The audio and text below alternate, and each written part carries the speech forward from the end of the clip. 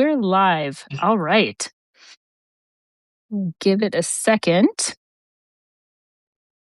Florence, And first one in. yay. Hello, everyone. Oh, hi, Melissa. Melly, is that your wife? That is my wife. Oh, hi, Chris's wife. All right. Thank you, everyone, for jumping on. We'll wait a second while people are hopping on. And then I'll do a quick little introduction and get started. I'm super excited to be hanging out with Chris. I've been creepily stalking him online, sneaking in and fooling you to come on and talk to me. So thank you. Of course, my pleasure. I love talking to people, and you're awesome. So this is going to be fun. Thanks. Yay. Well, for everyone who is joining me from Chris's Substack, I am Kristen. Not Chris. Unfortunately, I never had a nickname. Well, I had a few nicknames that were really stupid. But like Jimbo. Jimbo was a nickname. Not really a serious nickname, but Okay. anyway. So I'm Kristen. I write at Unicorn Hollow, where I write about small things that matter in the midst of messy life. And which is why I was super excited to have Chris on and pick his brain about poetry. Because I am terrified of poetry. I'm trying to not be terrified of it, but I am. And Chris is so good at it, and he makes it so accessible. And so much of his poetry are about really small, mundane things that he builds into these beautiful pictures. So I'm going to be chatting with him today. Chris, for those of you who are joining me from mine, is an award-winning published poet, a loving dad, and a caregiver to Bray Bray, his awesome son. And my view of Chris is that he is able to take just a few words and he weaves magical spells because he's able to take these really messy, hard situations that a lot of us have gone through, and he turns them into these like floating life rafts where we're able to jump in and he's like, come on in, hang out, you're not alone. I am preparing myself not to cry because Chris's words have that way of being able to make me touch out those things I've been trying to hide and really engage in a way that's healing and fun. So he's able to dig into the 80s, the fun nostalgia, which I am also a child of the 80s and 90s. So we were just chatting before this about that and the fun music that my oldest is now getting back into. So anyway, it's always an adventure, whatever Chris is doing. So one of the things that he said that really sparked my interest in his poetry at first was he said, I am learning that sometimes writing isn't about the immediate release. Sometimes it's just a way of naming the ache so I can walk with it instead of pretending it's not there. And I think as a group of people, myself included, we tend to like to hide and pretend that the mess and the pain is not there, or like to try to do something to fix it. And instead, Chris has been using his poetry to allow us to sit with it, even if we can't fix it, and just naming it, which I love. So I thought to start out, we would have Chris read a poem that he would choose, and then we'll go into just chatting a little bit about his process of poetry. Oh, thank you so much for that introduction. I really appreciate it, Kristen. It's a pleasure to talk to you and join you tonight. And thank you so much, everybody, for joining us. And all of my subscribers who are here, please just, if you guys click on the top there, you could subscribe to both of us right now. That would be awesome. Kristen's a great read. So I have a poem here that I wrote called 1,000 Versions. And it's kind of like my kickoff of if people ask me what it's like to take care of my son, Brayden, as I call him, Bray Bray. This is probably the poem I would start with to kind of introduce them to a little bit of my world and the emotion behind it. But there's also a lot of joy. This is called 1,000 Versions. Being a caregiver has carved 1,000 versions of me, the steady one, the tired one, and 998 more sculpted by my calloused hands. Writing is the place I gather them all, stacking their shadows and bruises until I recognize the outline of who I am beneath their weight. When I put a day, a week, a year into words, I see strength I didn't know I spent. I feel muscles I didn't know I strained, a resilience built quietly in the background of every waking moment. I see the softness too, the part of me that refuses to die out, the flicker that outlives the exhaustion. His persistent smile keeps me anchored when the current tests my footing. I sail toward the sound of his belly laugh, and even the waves surrender to his unseen power, washing me ashore. 1,000 versions of me, carved, bound by one common thread. He was born to be my miracle, the singular piece they all can't live without. I love that. I love, man, and the first time that I read that too, the line, the flicker that outlives the exhaustion, like that, because that's such, I think when you're caregiving, when you're parenting, but especially when you're having to do extra, the thing that I know I never let myself do is I try to never let myself feel the exhaustion, which is just not healthy, right? And I love that you've been able to name both of them and that the flicker is there even beyond. But it's such a beautiful, well, it's beautiful. And do you want to say a little bit about, like, before I go into some of my questions, a little bit about the process of writing that poem and maybe um the process of, well, yeah, we'll just do that because then I can talk about it later. In the process of deciding to share that poem. Yeah, sure. So I think basically it's a good segue into why I joined Substack in the first place, which was my son Braden was in the hospital from May of 2024 to June of 2024. He was in the hospital for 28 days, 26 of which were in the pediatric ICU. The first 7 days saved his life, literally. So, long story short, he has a rare genetic disorder that has caused a lot of chaos. And during that time, he had seizures and an infection that his body couldn't fight off all at the same time.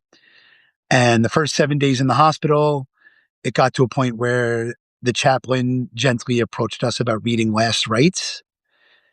So Oh, we almost lost him, but we didn't. And on that eighth day, he sat up and smiled. He was coming out of it. And that was his way of telling us he was going to be okay. So since that point, uh, it's been a journey for me.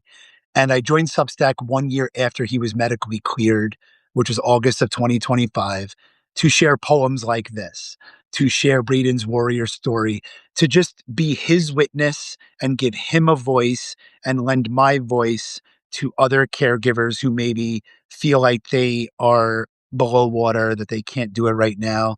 Maybe they haven't come to grips with certain things.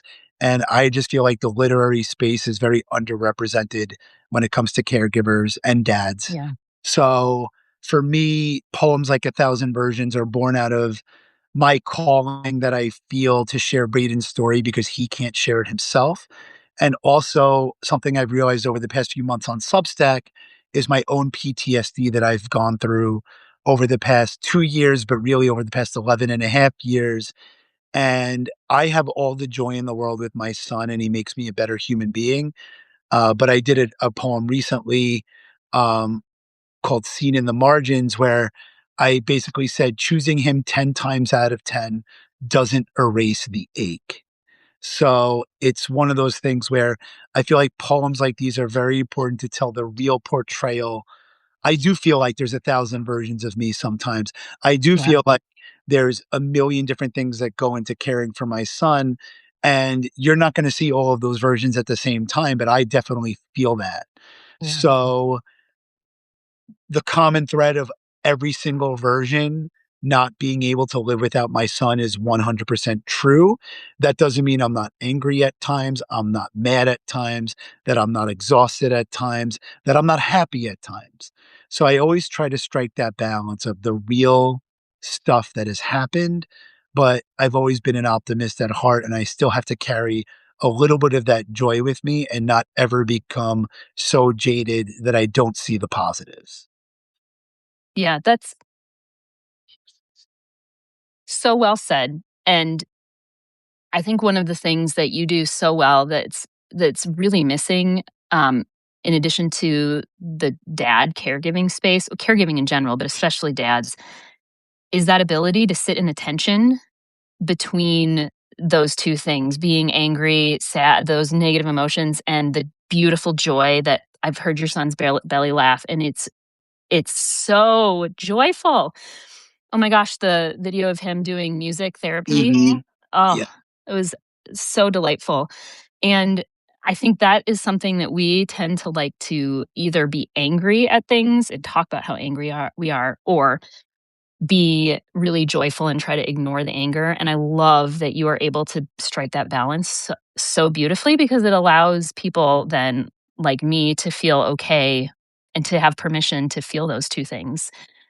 And so you said you got on to share poetry, and I want to ask then how, because I'm, as I mentioned, I'm terrified of poetry.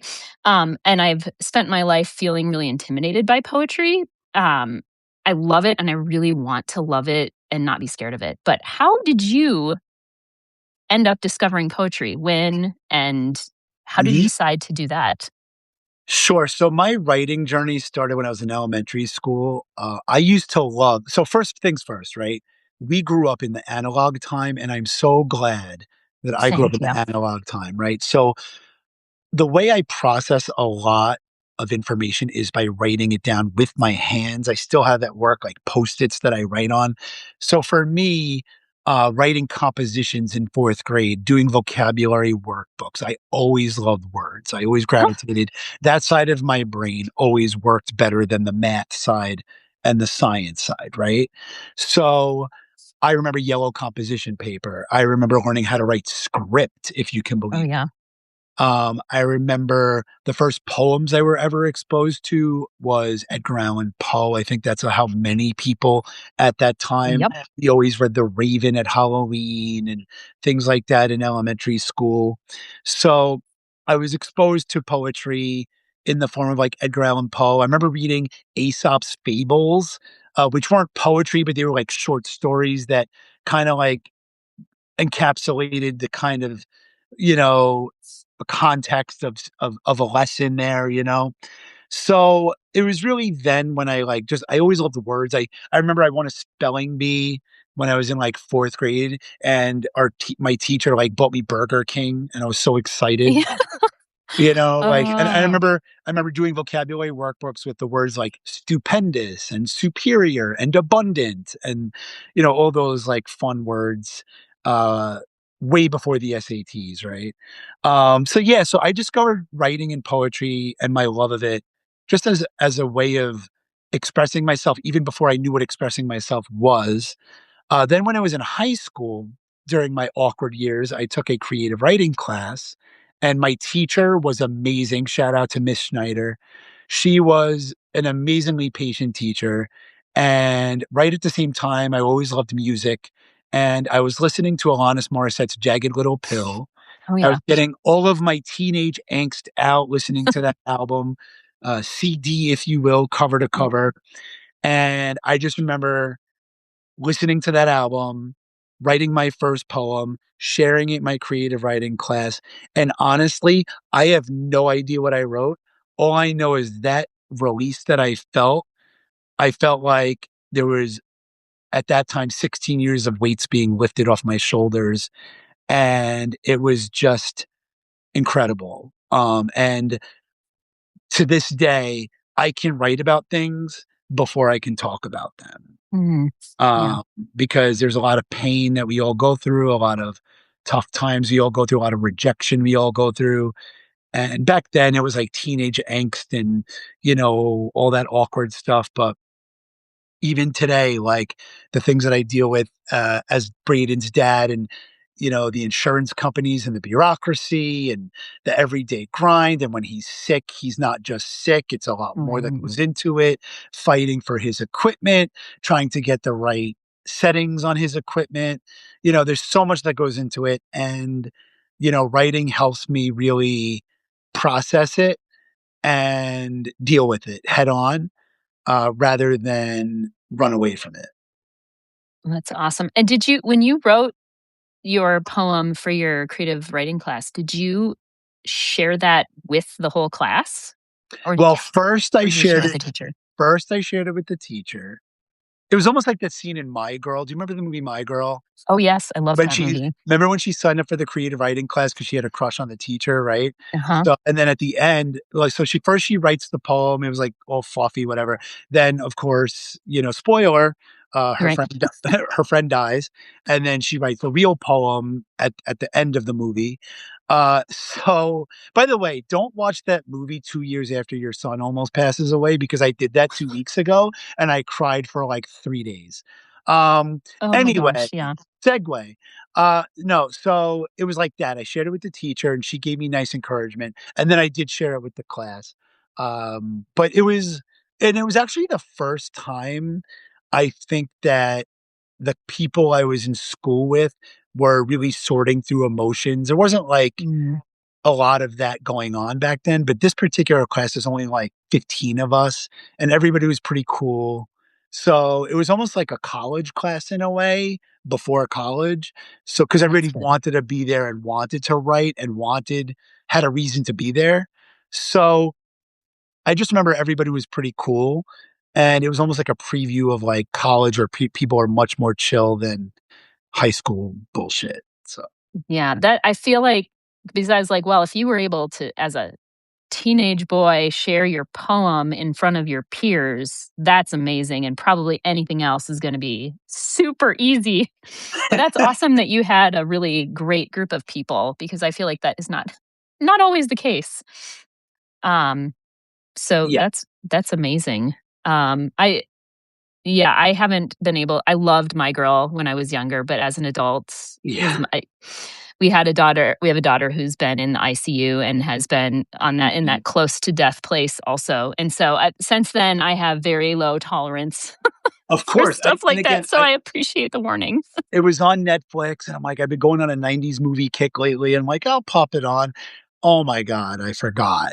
I forgot how crazy it was. Is a by the way, it's still an amazing movie, but I love that shout movie. out I'll to just have Anna to Klumsky and Jamie Lee Curtis and Dan Aykroyd and Macaulay Culkin, so so good. I loved it. Yeah. Well, and you said the release that you had when that you felt when you wrote that poem. You actually wrote that in one of your posts where you said, "Usually when I write a poem, no matter how raw it feels during the writing process, I'm able to put my pen down, take a breath, and feel the emotional release." So, you discovered that writing poetry was a release in that class. Mhm.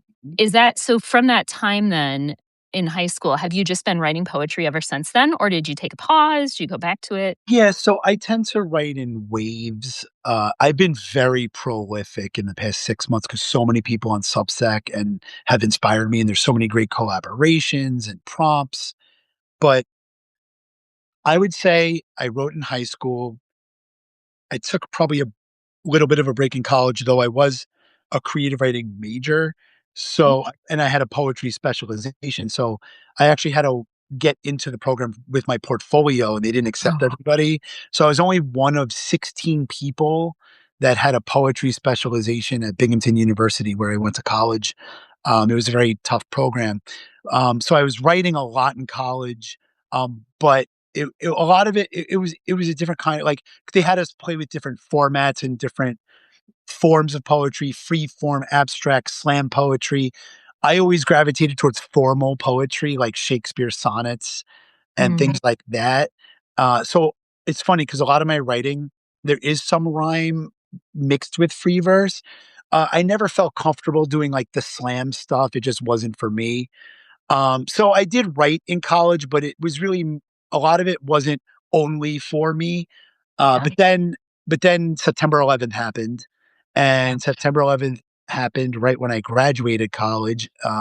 I graduated May of 2001, and my friend Paul was 23 years old, and he passed away in the Oh towers. my gosh, I'm so His sorry. first, it's okay. I mean, it was his first job out of college, Cantor Fitzgerald, and so when that happened, I wrote in waves and waves and waves and waves and waves. And there was a lot going on. There was a lot of emotion.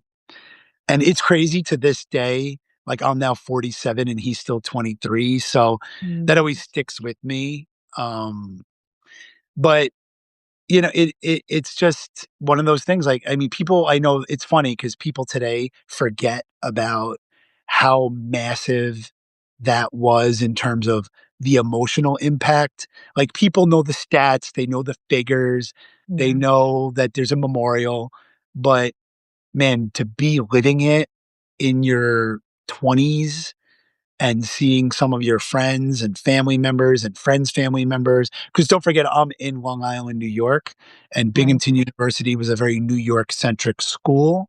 So there's so many people with stories like mine, that neighbors, friends, firemen. So here it still resonates, but I know it's kind of dissipated in pop culture. But yeah, so I rode in waves then. Then I took a break. Then I wrote in waves again. So it's really just depends on what's going on. There have been periods where I haven't written in 3 years, and then Mhm. there's periods where I can't stop writing. And right now I'm in one of those boom periods. Well, that's good for us. I am enjoying it. Yeah, my kids actually have gotten because they've been studying 9/11 in school, and, like, so they've been asking it's so that they've never known a world without that, and so the shock that happened, Yeah. especially, and I can't imagine being in New York, and we because I was in Minnesota at the time, and, Mhm. even then it was just it was world changing. If you scroll through my feed on September 11th of 2025, I did repost a poem I wrote Oh, probably I'll have to check that out. 5 it was 5 years after. It was called An Otherwise Quiet Morning.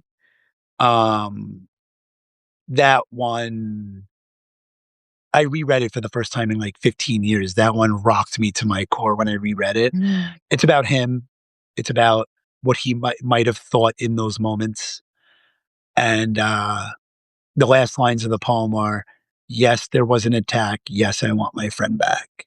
Aw. And it's in there. I actually posted it as a tribute, this past September 11th. But yeah, so the writing comes in waves, and the process for me is really just bearing it all because I don't know how else to do it. Mm. So, that's just my process, is really like getting it out there, and writing for an audience of one first and foremost, and then seeing what happens after that. That's so when you're do you feel like you need space then between well, first of all, I'm gonna stop and say hello to people, who have joined since we started. I'm Kristen. This is Crispy from Crispy Writes. Thanks for joining us. We're chatting about his poetry journey, and his amazing and now I know scholarly poetry writing. So when you have things that happen, are you do you feel like you need to sit down and write to get those emotions out right away, or does it really depend on the situation? Because I know for me, I feel like I feel immobilized when I'm in spaces of really heavy emotion, and I probably should sit down and write, but I just don't want to. And so I don't know if that's something that you feel like you want, like it's an you know what I mean? You want to Yeah, do I it, or do you understand. have to force yourself? No, so there's two different things that usually happen. If I'm going through something traumatic and I'm in the moment, like when Braden was in the hospital, and in fact, I'll be interviewing Mary Beth Kaplan, who's joining our chat in a Okay. couple, and I'll be interviewing her in a couple of weeks. And we talk about this. We have a very shared experience about writing from those hospital couches, right? So when Mm, Braden was in the hospital, I wrote a lot, and it was right in the moment. I was writing a lot of things. I was also up almost 24 hours because one thing Melanie and I did when he was in the hospital was journaled every single thing that was happening because we wanted the doctors and specialists that came for every round, whether it was 5 a.m., 5 p.m., 2 p.m., midnight, whenever it was, we wanted them to know exactly how he was doing, what he was doing, when he was doing it, because I didn't want them to ever look at him as a patient or a statistic. I wanted him to be a human in their eyes. So I yeah. would show them videos of what he was doing. I would document, especially when he was recovering. I never wanted them to not know that we weren't aware of everything that was happening. And they were great. It was Cohen's Children's Medical Center in New Hyde Park, New York. They were fantastic. But we just always wanted to be there. So writing in those moments was my lifeline because Mm, I wasn't doing much for myself. I was yeah. go, go, go, go, go, go. I was still working my job from the hospital. They were gracious enough to let me work from home when I could and do stuff that I needed to do. People were very gracious there. But when you're in that setting, you know, again, it's either run away from it or embrace it and tackle it. And I was doing a lot of writing and trying to sort through the things that were going on. In fact, one of Braden's caregivers who helps me out during the day, Lisa, she told me today that when Braden was in the hospital, she remembers me sending her a poem that I wrote and crying in the middle of her classroom because she was working at school. And I was like, "Oh, I'm sorry about that." But Oh, I was just like getting it out there. So yeah. that's one thing. And then the other thing that happens, so sometimes it's instant and it's like right there, I'm just getting it out. Other times, like with Shave, which we'll talk about, Mhm. I'll have one line in my head for like 3 or 4 days, but I feel like maybe it's not fully formed and it's not ready to be written.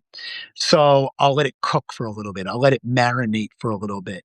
Almost like in the show House, the medical show House, when he's like throwing the ball against the wall to try to like process what the Mhm. diagnosis might be. So I'll like have a line in my head and maybe just sit with it for a few days.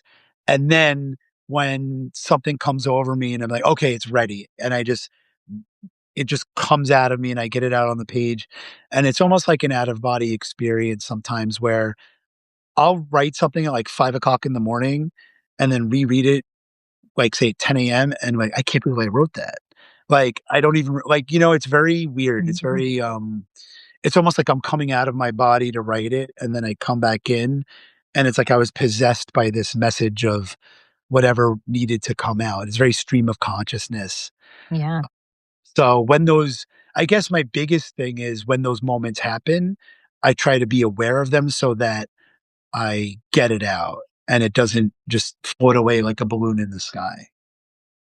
Oh, that's awesome. That has happened. I feel like that happens to me a lot where I'm like, "Ooh, that's a good thought. I should grab it." But I'm so glad that you've been able to figure it out. Do you keep something with you to record your fleeting thoughts or Well, ironically enough, I have a photographic memory.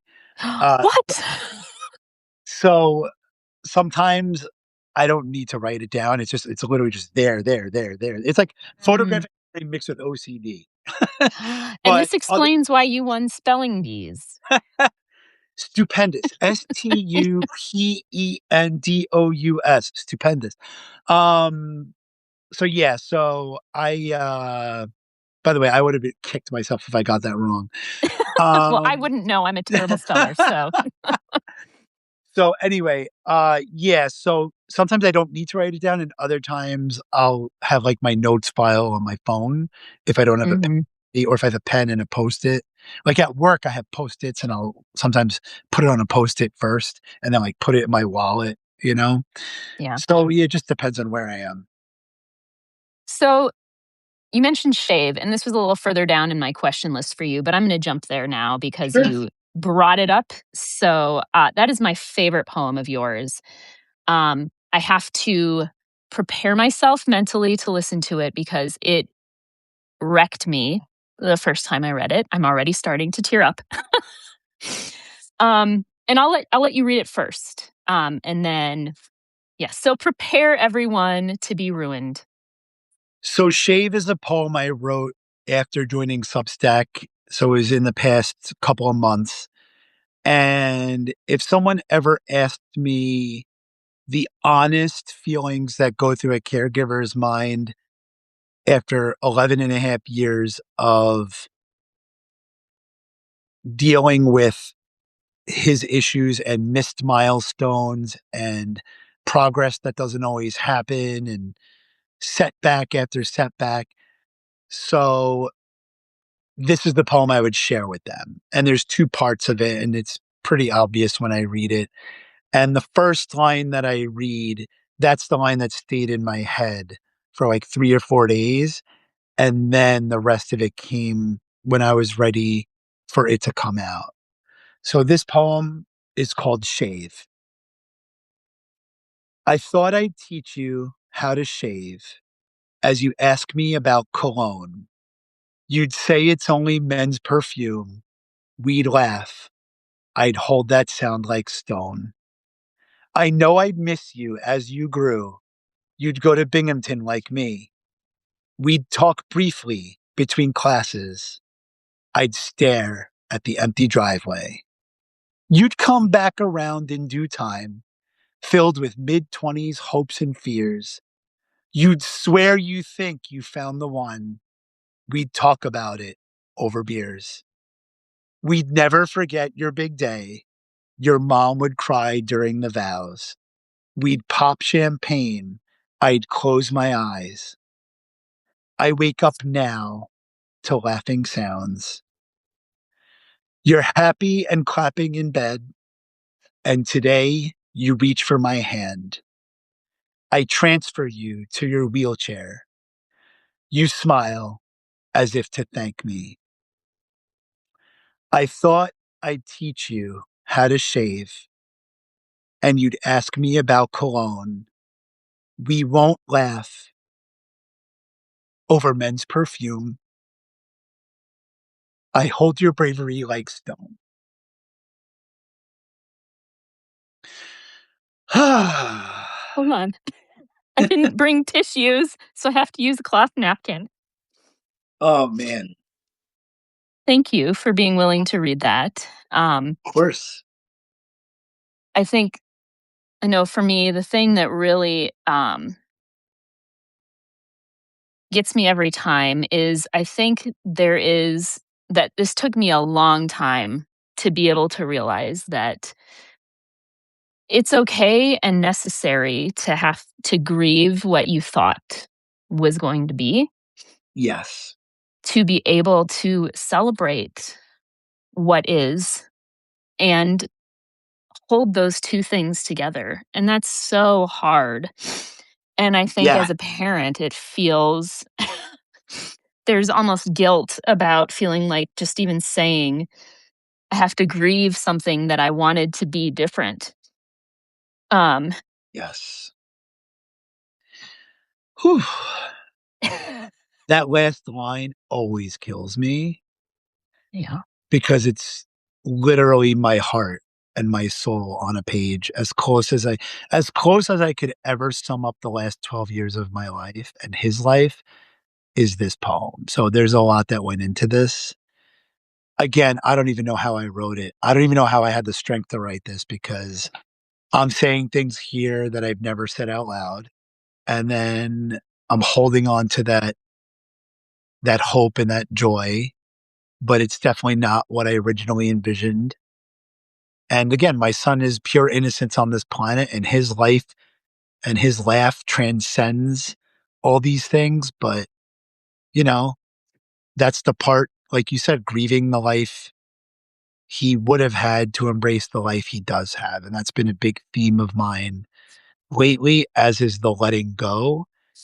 Um, and sometimes I need to just let that go as hard as it is. And that doesn't mean I still don't think of it. There's so many times I think of his wedding day that won't happen. Like that's a constantly in my heart, and it breaks my heart every time, but we know he'll be cared for no matter what. It's tough. It's really Well, tough. so how did you decide to share that publicly? And I asked you this a little bit earlier. Yeah. What is Um, there? I'll tell you Because what, I thank you so much for doing that because it's because I created a think it's space for important. us. Because I think it's important for people to know how fucking hard this is, Yeah. and not enough people are saying it. People either sugarcoat it or they're in denial, or they try to wrap everything up in a bow, and there is no fucking bow. There is no finish line. It's you're in the middle all the time. Me and Jeannie Ewing talked about this, about the nervous system, and how the nervous system just doesn't reset like it normally does because you're always in the middle of it. So you have to find Mhm. pockets where you do it yourself. So the reason I wanted to share this after I wrote it was, if I can have that out of body experience and be like, holy shit, I wrote this, then that means there's something real there that other people need to hear. And if my son can't do it, then I'm going to do it for him. And this goes a lot into the PTSD that I've been feeling after his hospitalization. And it helps me share it because then people tell me, people like you, Kristen, that I'm not alone in this. And the way it's resonating with you, it makes me feel like, okay, I'm I'm not a bad person. I have every right to feel this way. It's a valid thing to share and say and feel, because it doesn't mean I love him any less. Right.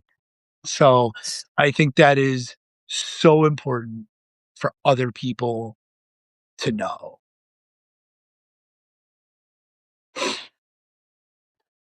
So is that when you're thinking about what to share? Because as you've talked about, writing poetry is so personal and therapeutic in a way. Is that kind of the thing that you use, or is there some other process for deciding? Like you said, this is something I didn't even, just came to me. I feel like there's something there. I need to share it. Do you have other things that you go through when you're trying to decide what is yours to keep yourself and what is yours to give to other people? Well, I've decided that I'm all in on Substack. I actually did a note the other day. In order to be all in on Substack, you have to be all in on yourself. Oh, yeah. And I'm all in on myself. I'm dealing with shit that, has happened. Um, and because of that, and because Substack has been such a supportive community, my theme of the year. So Veronica Lorca Smith is a great Substack personality. She's like a bestseller. She's incredible. Shout out I to her. follow her. Yeah, she's But awesome. so I took her SEO keyword challenge at the end of the year, and I was like, "What was your keyword for 2026? Write about it." So I wrote a poem called, um, I think it was called something like "What I Kept: An Ode to Empathy," something along those lines. And so my word of the year last year was empathy, and then I did a sequel to that at the beginning of 2026, and it's called "What We Build: An Ode to Community." So I'm very Mhm. big right now on building communities on Substack of people who can support each other and lift each other up and still be real about shit. So I think I'm just sharing everything right now. There's nothing that's, you know, in terms of off the table, in terms of my PTSD or my emotions that I'm dealing with, because I feel like I'm trying to be very specific in some ways, like very, very abstract with the emotional resonance, but very specific so that there's like a little bit of an anchor where people can see it, but then they can also feel it. So I'm trying to, like, the whole concept of shaving and cologne, that's the natural right of like a dad teaching his son, right? So you start with that very specific, universally known thing, and then going into the other aspects of it. So I'm trying, I don't know, the way my mind's been working lately is having very specific like imagery, but then there's that all of a sudden there's that emotional punch that I'm not even ready for. But Mhm. but you know what? When are we ever ready for it? So might as well just share Yeah. Never. I have found never is when we are ready. Um, wow. Well, I was gonna just read a couple of comments here. Sure. First of all, Mary Beth, I am very excited to hear your interview later on.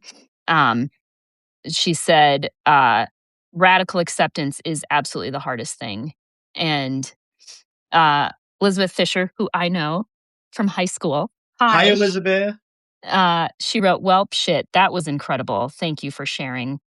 And by the way, if anyone has questions, if you want to throw those in, feel free to drop them in and we can.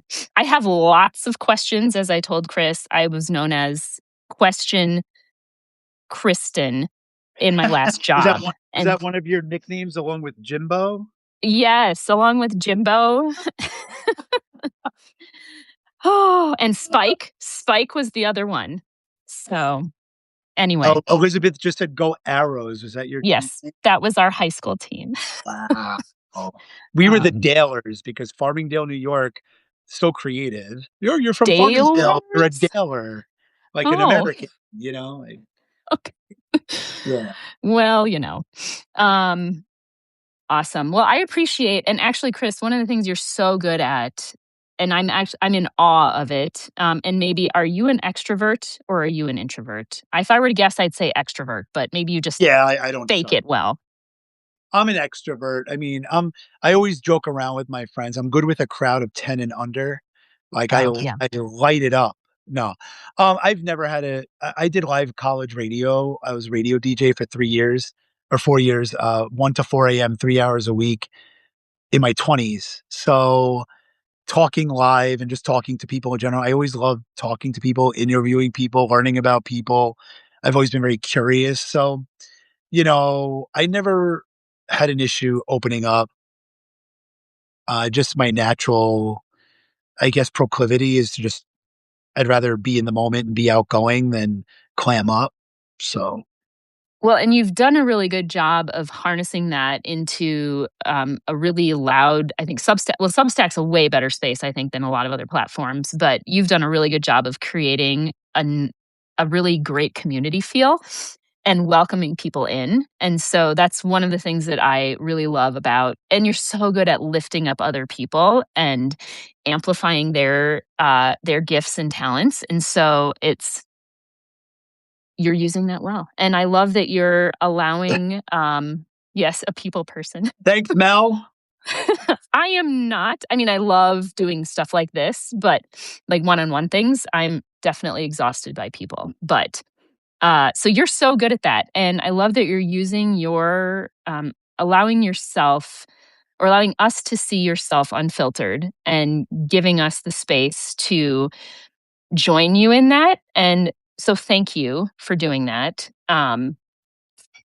And let me see, how do you find time to write, especially now when you're so prolific? Because But this is something I struggle with. How do you find time to write so much? sure. First things first, Mel, I know you're watching. Thumbs. That, that's from the show Animal Control that we watched. It's like a thumbs up thing they did as well. That show, Not seen that. it's like Community with Joel McHale.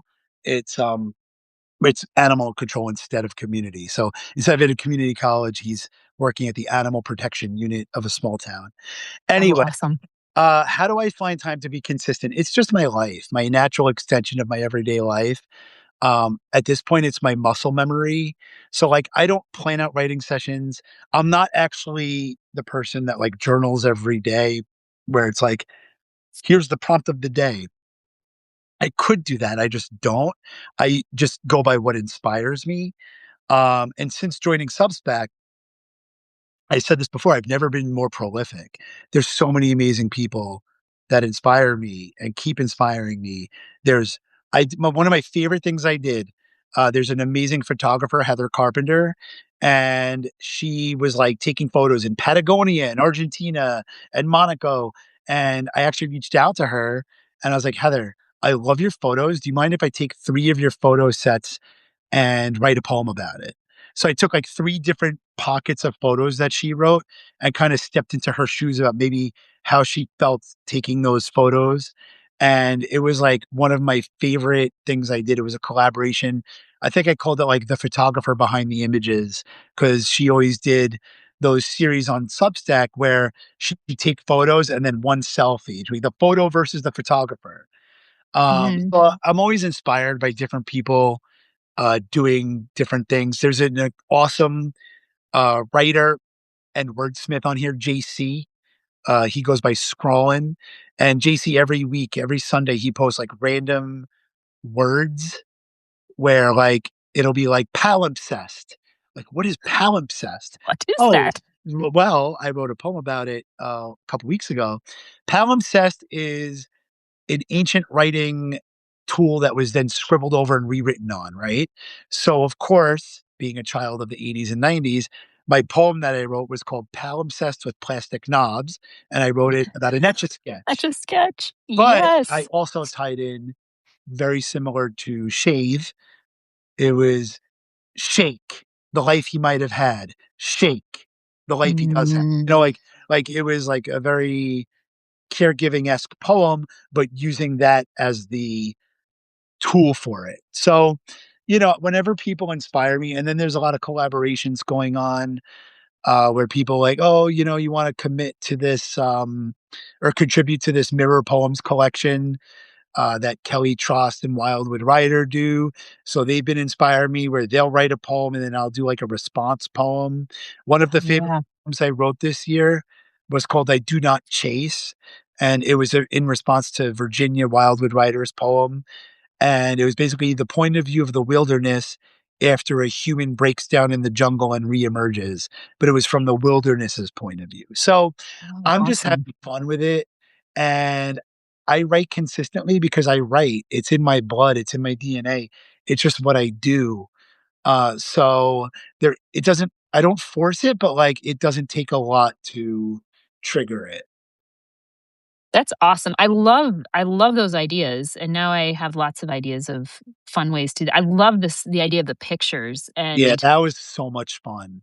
It's that all in my is too, so amazing. if you look, you'll scroll through and it'll say it'd be like the photographer versus the photos or whatever I called it, and the palimpsest with plastic knobs is in there, and I always liked and you talked about lifting each other up, and I do try to build a community of people who become friends. Like the other day, I did a roll call, like, "Where are you from?"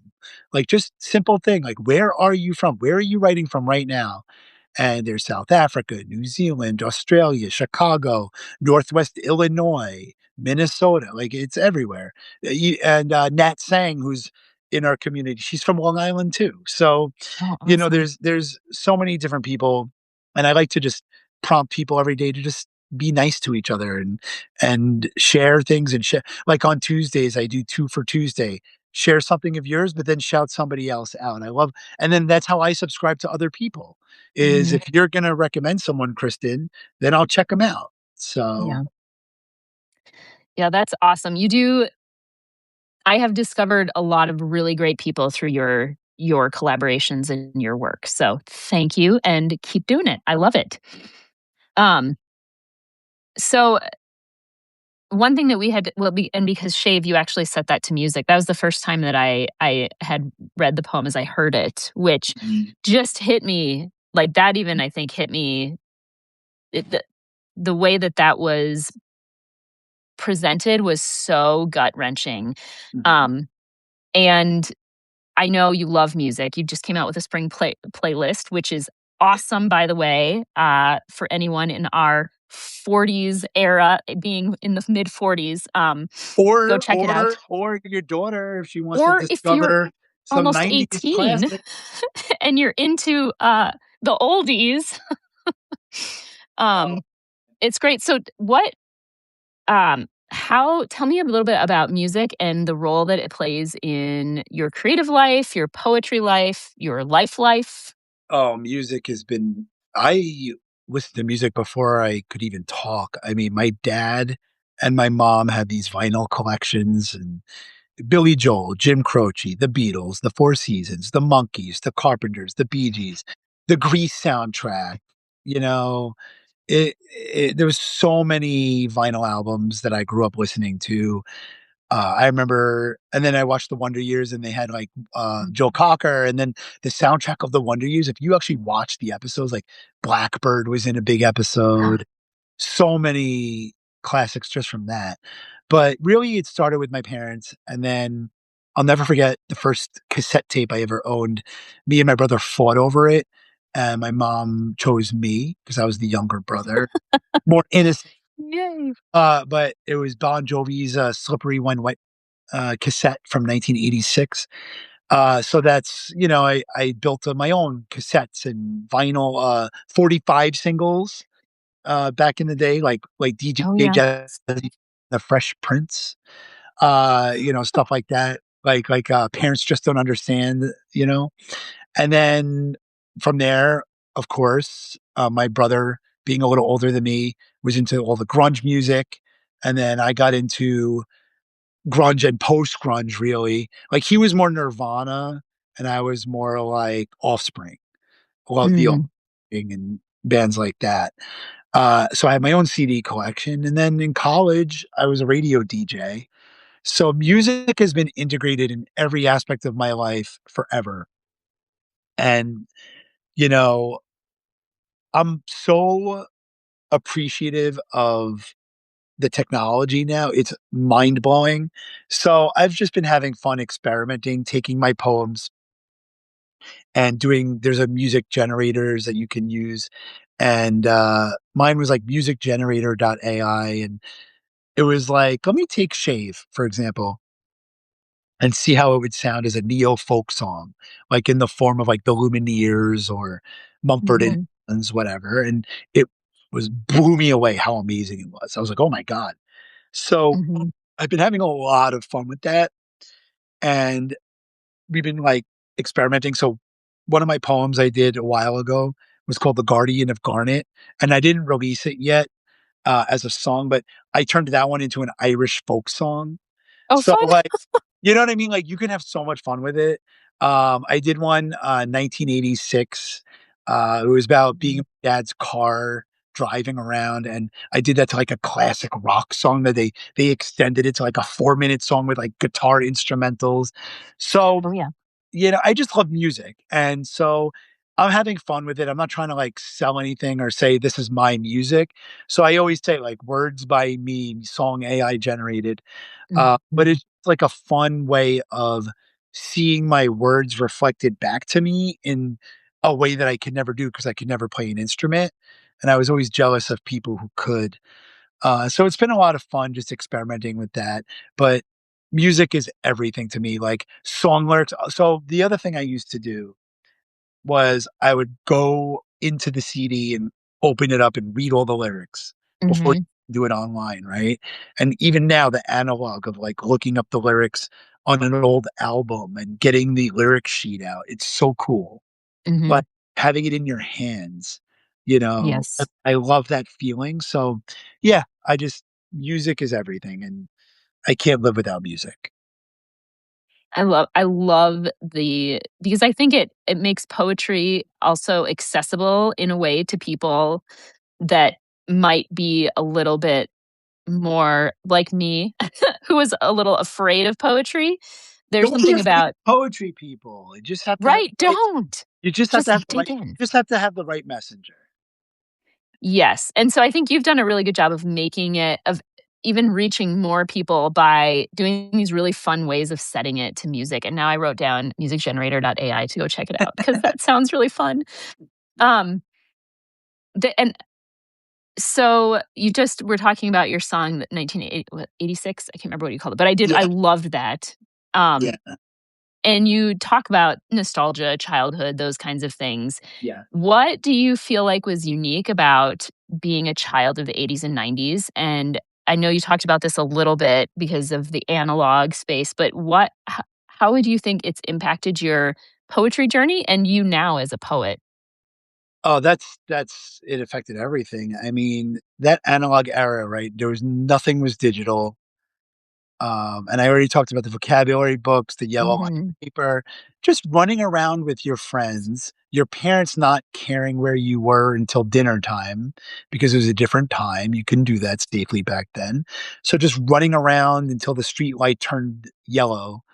It was like you had that free spirited, creative, what kind of trouble could we get into? Or, what kind of Mhm. games could we play like tag or spud or all these old games that we used to play, red light, green light, one, two, three, and, just being so wiffle ball, like, so like we were able to like run around, get dirty, get get knee scrapes, grass stains, like all that stuff. And like, I think that just, those I miss I miss the era where you could have those vivid hands-on memories where they're created by your hands, your legs, your feet, you know, it's just not the same. Like, you know, you can't beat lived experience.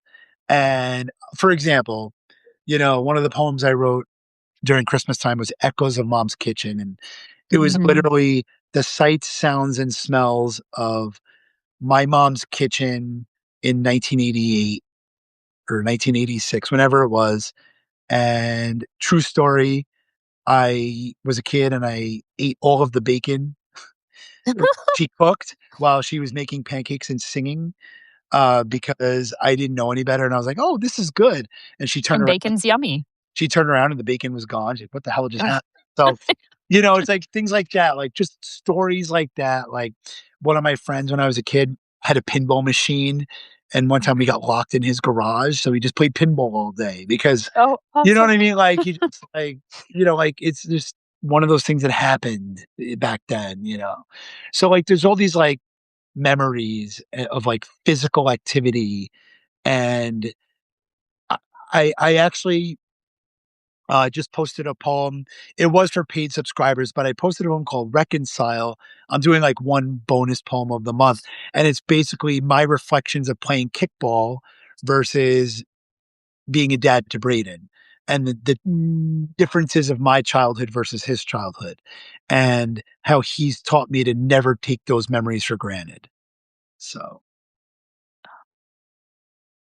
Love that. I feel like now we have to like back in our childhood, we had to work harder to be able to find screens and digital experiences. And I feel like it's the opposite now, where we have to really work hard to go out and feels like it shouldn't be that hard to go have real but experiences. so when the New York Mets won the World Series in 1986, my dad and I went to a store called Nobody Beats the Wiz that was popular in the northeastern part of the US. And I remember watching part of game 5 or 6 of the World Series on their big screen TV at the store with a bunch of other people that like literally were there just to watch the game Oh, on awesome. TV. Like, that's what we did back then. They were there wasn't like a 68-inch, flat screen TV in front of you. It was crazy times. Yeah, I was just reflecting about if somebody had told me I would be doing a thing talking to someone on my phone when I Y was a kid, I would have been like, that's like an Inspector Gadget thing." You Uh, should go to YouTube and look up AT&T commercial future 1984. It was like predicting all of this in no way. 94. It's insane. Like, they have literally, like, almost like a FaceTime in the commercial from 1984. I was like, "Whoa." And That's crazy. this was not AI, this is a real commercial. I will be checking that out after this. All right. Well, I actually there's one question that I skipped over that I'm really curious about because this is a problem for me. Well, it took me basically having a complete breakdown to be. I'm someone who does not like to deal with bad emotions. I like to just stuff them, Okay. move past them, make the world shiny, and reframe everything. And I have since learned through lots of therapy and other bad things that, well, therapy is great, but having gone through things, that's not actually a very healthy way to live. Um, and you've like we've talked about, you've done a really good job of figuring out how to hold the tension of the good and the bad. Is that so? You said you're always been kind of an optimist. Mhm. Um, do you how have you always kind of known how to hold on to the hope and joy in the hard stuff, or is that something that you've had to learn how to do? Asking for a friend? Yeah, I mean, it definitely didn't come easy, but for me, I've always been glass half full, right? So, I don't ever wanna lose that part of myself. I don't wanna be the kid that grows up in the Polar Express and can't hear the bell anymore. So, I need in my life for my own sanity, I might have all of the rage and anger and sadness of all the real stuff that's happened, especially caring for Bray Bray. So, I'll have all that with me, and I carry that with me, and I have that weight, and I understand that weight, and I empathize with that weight. But a lot of the time in my poetry, I really it just comes out naturally, but I also have a tinge of defiance and a tinge of hope, and it's almost like Pandora's box, right?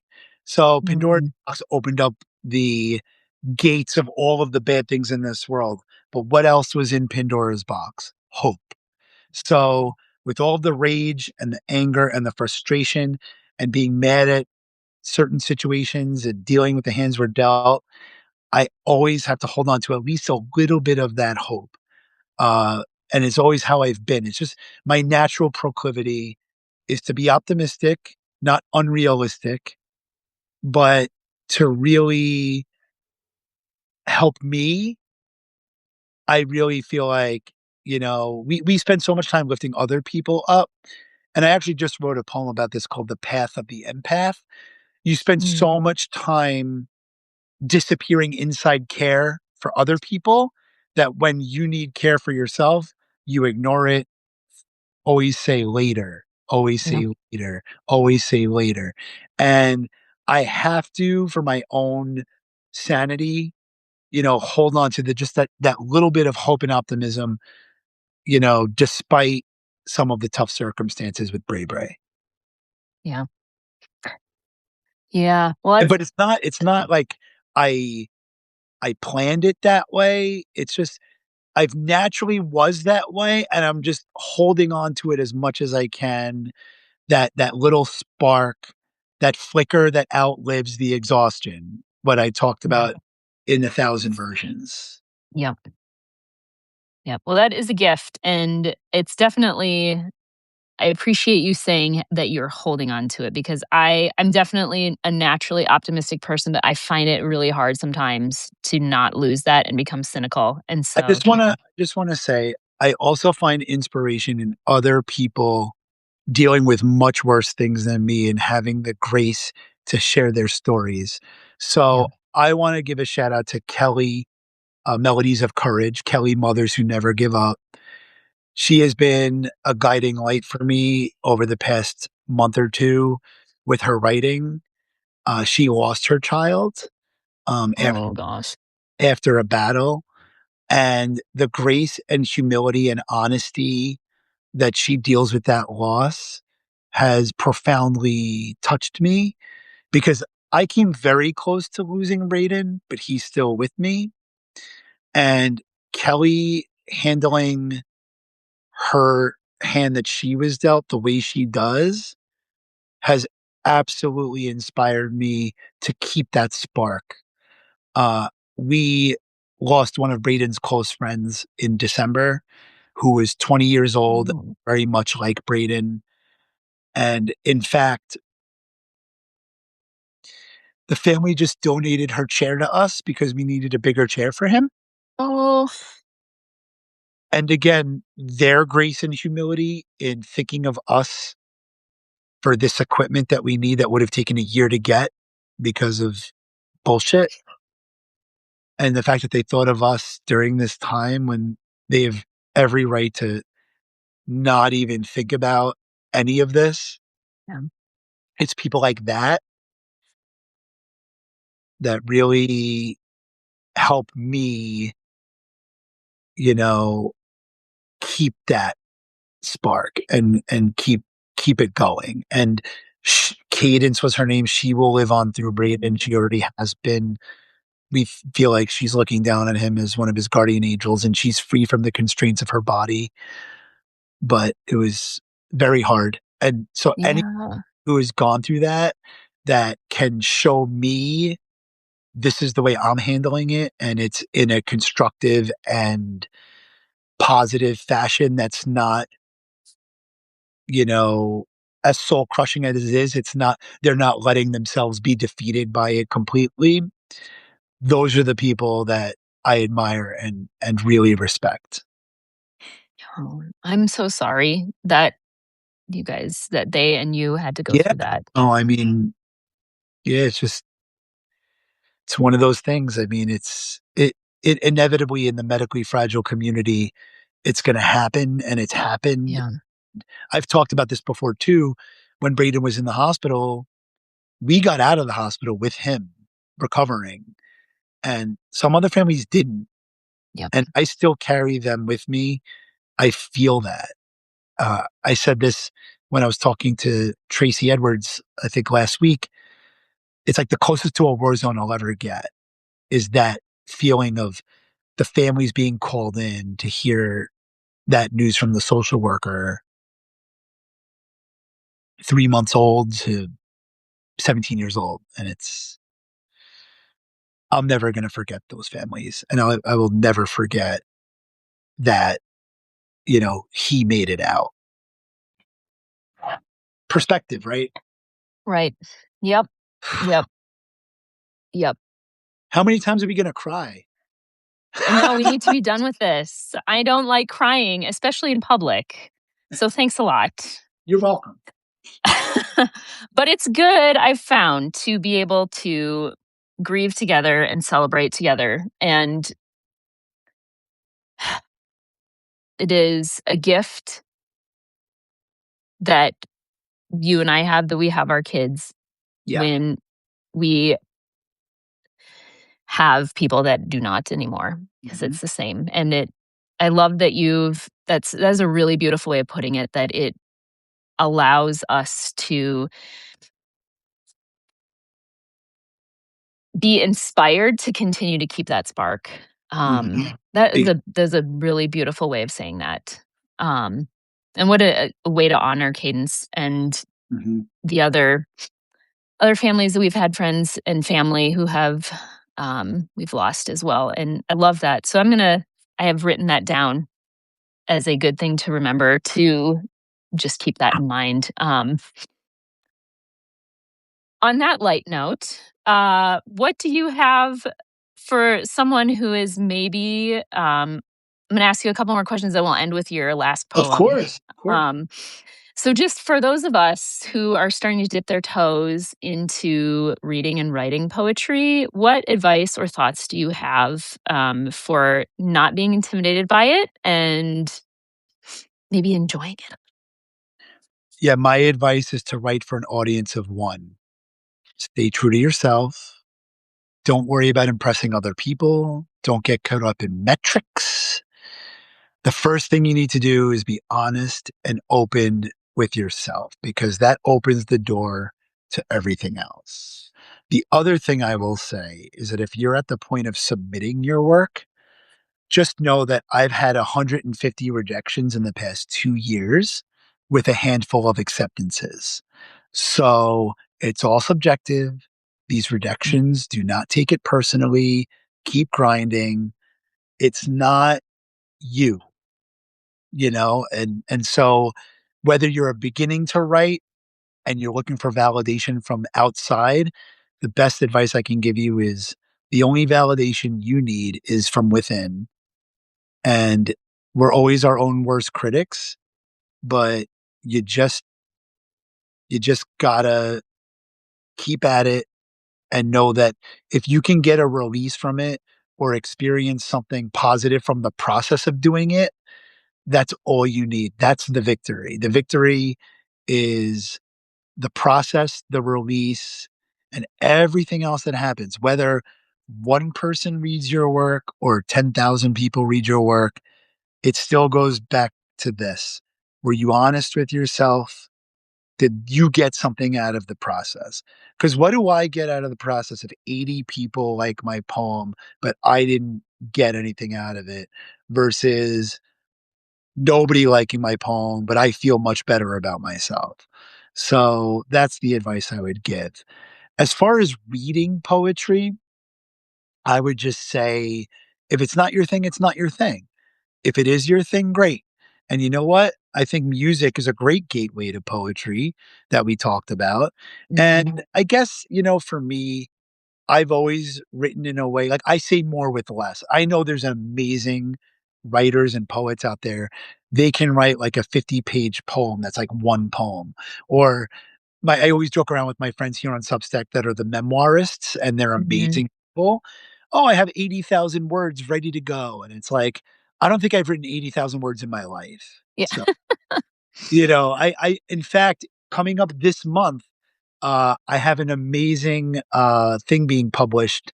I submitted to a Substack magazine called Tiny Memoir, and Oh, it's literally memoirs that are only 200 words or less. So it's perfect for me. And awesome. I submitted it last year, and they accepted mine for publication. It's actually, I think, March. Yay. I think it's actually next Tuesday. And you'll like this, Kristen.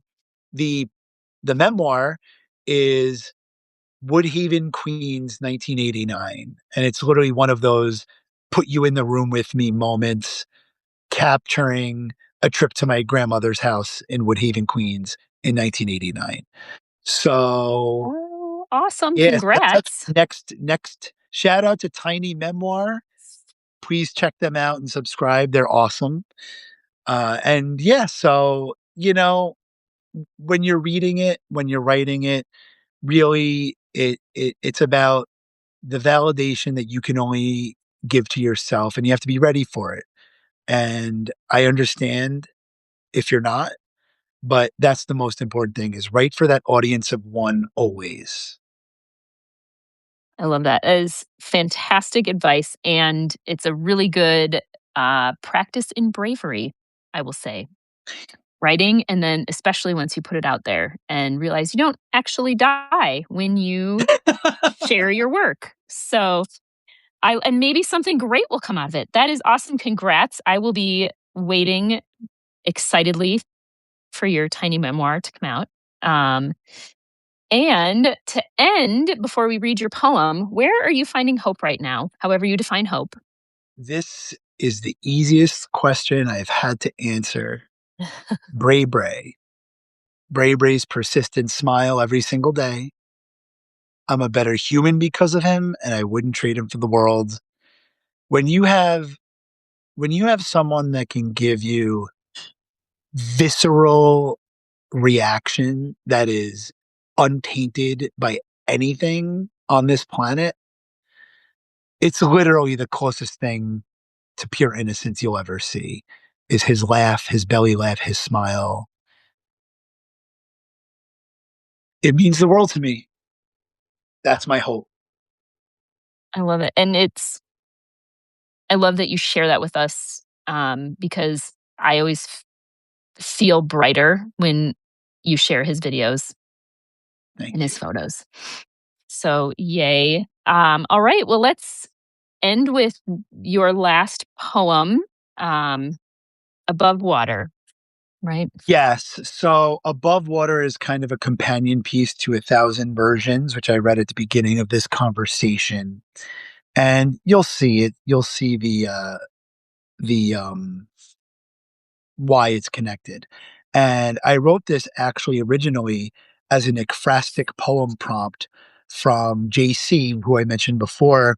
An ekphrastic poem is when they give you an image and you have to write a poem that reflects the image, but it's not necessarily have to do anything with the specifics in the image, but it can be or it doesn't have to be. And JC, who's an awesome person on Substack, who lifts a lot of other people up as well, uh, I was like, "Oh, let me try it." And again, I had this thing in my head when as soon as I saw the image that he put out there, it was a painting of like a fisherman in a boat, on a lake, essentially. and I immediately knew what I was going to write about. So this poem is called Above Water.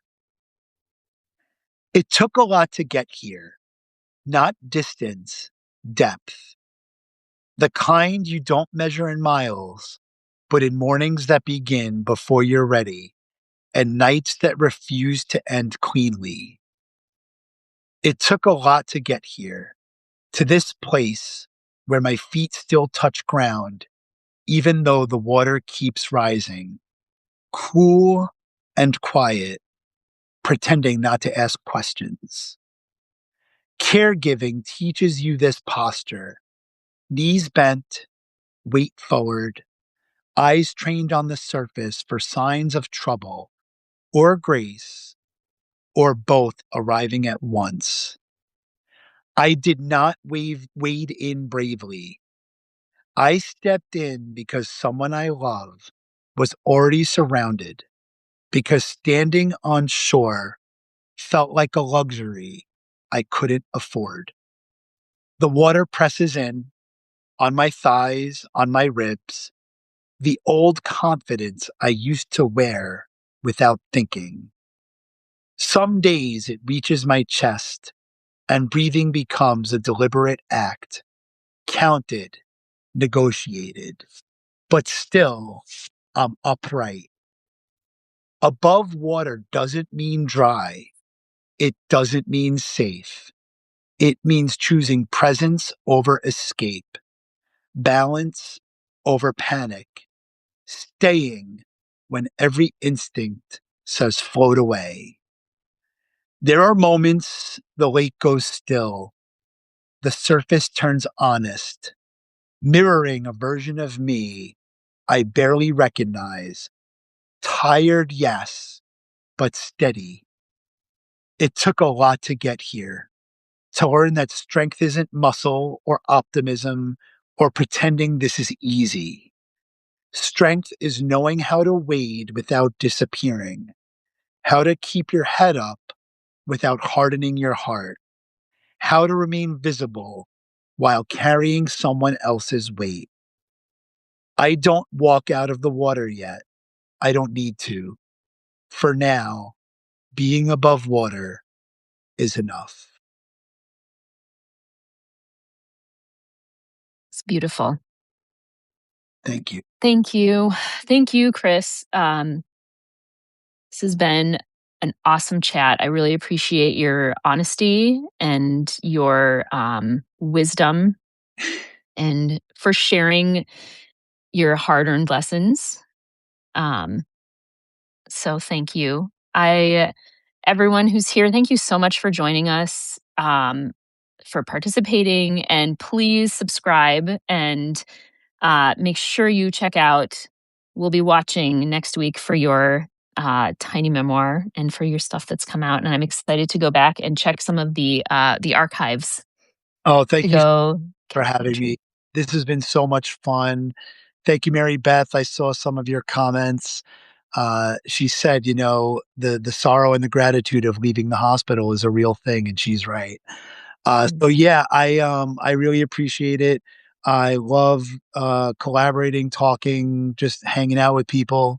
Substack's been amazing. Kristen, you're awesome. I always enjoy your snippets, your writings, and your lives. So I appreciate you having me. And yeah, this has been a lot of fun, and I hope to hear from everybody down the line. Yay. Well, great. Thank you, everyone, and have a wonderful night. Take care. Yeah. Bye bye.